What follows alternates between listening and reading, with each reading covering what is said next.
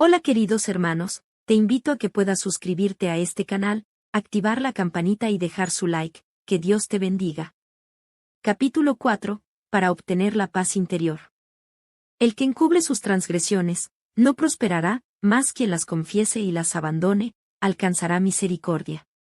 Las condiciones indicadas para obtener la misericordia de Dios son sencillas, justas y razonables. El Señor no nos exige que hagamos alguna cosa penosa para obtener el perdón de nuestros pecados. No necesitamos hacer largas y cansadoras peregrinaciones, ni ejecutar duras penitencias, para encomendar nuestras almas al Dios de los cielos o para expiar nuestras transgresiones, sino que todo aquel que confiese su pecado y se aparte de él alcanzará misericordia. El apóstol dice: confesad pues vuestros pecados los unos a los otros, y orad los unos por los otros, para que seáis sanados. Confesad vuestros pecados a Dios, el único que puede perdonarlos, y vuestras faltas unos a otros. Si has dado motivo de ofensa a tu amigo o vecino, debes reconocer tu falta, y es su deber perdonarte con buena voluntad. Debes entonces buscar el perdón de Dios, porque el hermano a quien ofendiste pertenece a Dios, y al perjudicarle pecaste contra su Creador y Redentor. El caso es presentado al único y verdadero mediador, nuestro gran sumo sacerdote, que ha sido tentado en todo punto, así como nosotros, mas sin pecado, quien puede compadecerse de nuestras flaquezas y limpiarnos de toda mancha de pecado.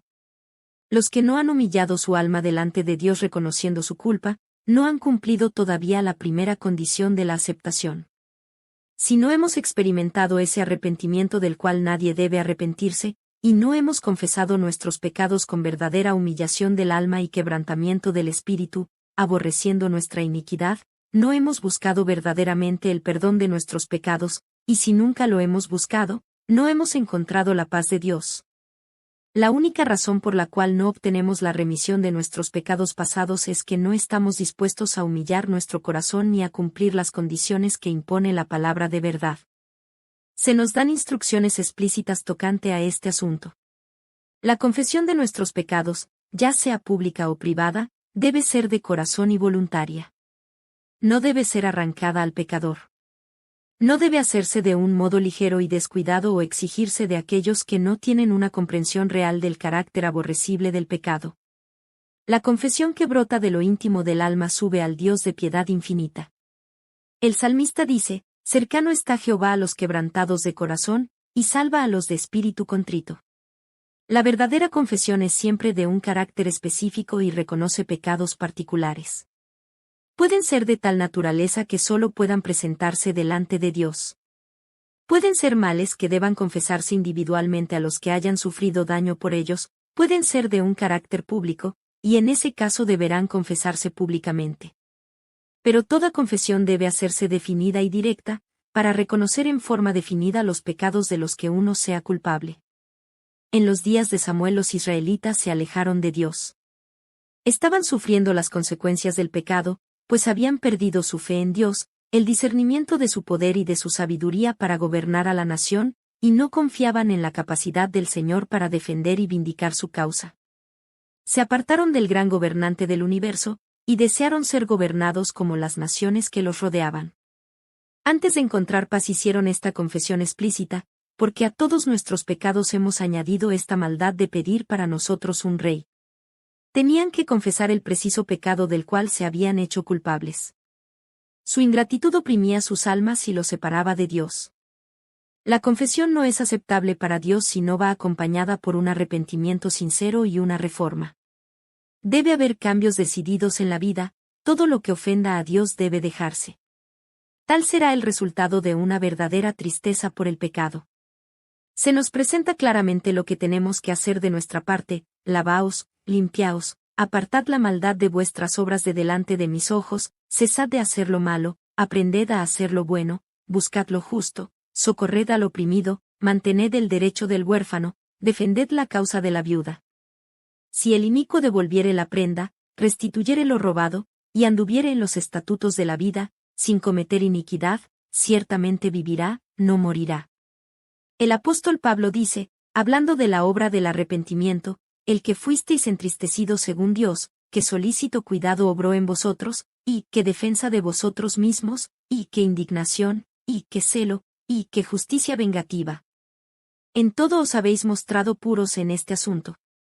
Una vez que el pecado amortiguó la percepción moral, el que obra mal no discierne los defectos de su carácter ni comprende la enormidad del mal que ha cometido, y a menos que ceda al poder convincente del Espíritu Santo permanecerá parcialmente ciego con respecto a su pecado. Sus confesiones no son sinceras ni provienen del corazón. Cada vez que reconoce su maldad añade una disculpa de su conducta al declarar que si no hubiese sido por ciertas circunstancias no habría hecho esto o aquello que se le reprocha. Después que Adán y Eva hubieron comido de la fruta prohibida, los embargó un sentimiento de vergüenza y terror. Al principio, solo pensaban en cómo podrían excusar su pecado y escapar a la temida sentencia de muerte. Cuando el Señor les habló tocante a su pecado, Adán respondió echando la culpa en parte a Dios y en parte a su compañera: la mujer que pusiste aquí conmigo me dio del árbol, y comí. La mujer echó la culpa a la serpiente, diciendo: la serpiente me engañó, y comí. ¿Por qué hiciste la serpiente? ¿Por qué le permitiste que entrase en el Edén?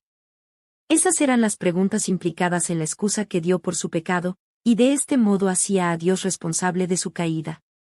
El espíritu de justificación propia tuvo su origen en el padre de la mentira, y lo han manifestado todos los hijos e hijas de Adán. Las confesiones de esta clase no son inspiradas por el Espíritu Divino, y no serán aceptables para Dios. El arrepentimiento verdadero induce al hombre a reconocer su propia maldad, sin engaño ni hipocresía. Como el pobre publicano que no osaba ni aun alzar los ojos al cielo, exclamará: Dios, ten misericordia de mí, pecador, y los que reconozcan así su iniquidad serán justificados, porque el Señor Jesús presentará su sangre en favor del alma arrepentida. Los ejemplos de arrepentimiento y humillación genuinos que da la palabra de Dios revelan un espíritu de confesión que no busca excusas por el pecado ni intenta su justificación propia. El apóstol Pablo no procuraba defenderse, sino que pintaba su pecado con sus colores más obscuros y no intentaba atenuar su culpa.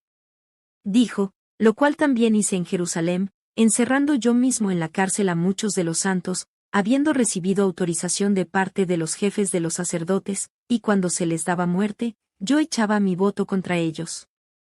Y castigándolos muchas veces, por todas las sinagogas, les hacía fuerza para que blasfemasen, y estando sobremanera enfurecido contra ellos, iba en persecución de ellos hasta las ciudades extranjeras. Sin vacilar declaró: Cristo Jesús vino al mundo para salvar a los pecadores, de los cuales yo soy el primero. El corazón humilde y quebrantado, enternecido por el arrepentimiento genuino, apreciará algo del amor de Dios y del costo del Calvario, y como el Hijo se confiesa a un Padre amoroso, así presentará el que esté verdaderamente arrepentido todos sus pecados delante de Dios. Y está escrito: si confesamos nuestros pecados, Él es fiel y justo para perdonarnos nuestros pecados, y limpiarnos de toda iniquidad.